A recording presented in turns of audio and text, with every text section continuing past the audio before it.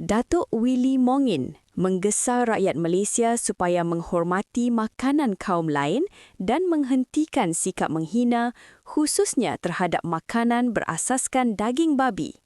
Beliau menegaskan toleransi perlu diamalkan walaupun terdapat makanan yang berbau kuat seperti budu dan belacan.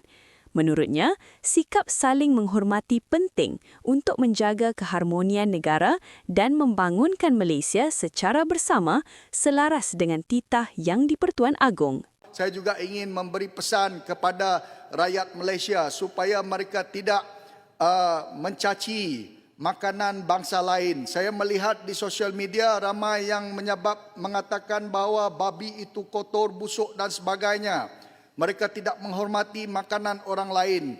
Kita sebagai orang Dayak tidak pernah mencaci dan menghina makanan orang lain. Sebab itu, kita sebagai orang yang makan babi ini tidak banyak yang mengambil rasuah. Tidak banyak yang makan dadah. Tidak banyak yang sampai membuat perkara yang pelik-pelik.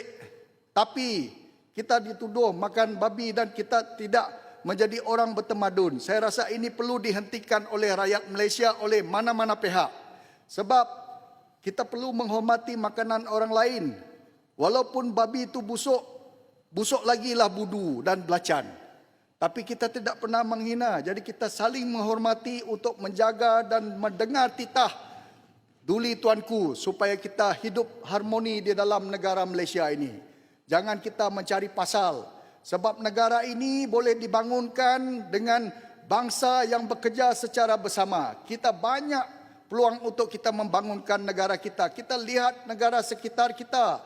Singapura, Vietnam, Laos, Cambodia dan negara-negara Thailand. Mereka boleh bersatu hati untuk membangun negara mereka. Kenapa tidak di dalam Malaysia ini? Jadi saya berharap kita akur dan menjunjung kasih kepada titah Duli Tuanku.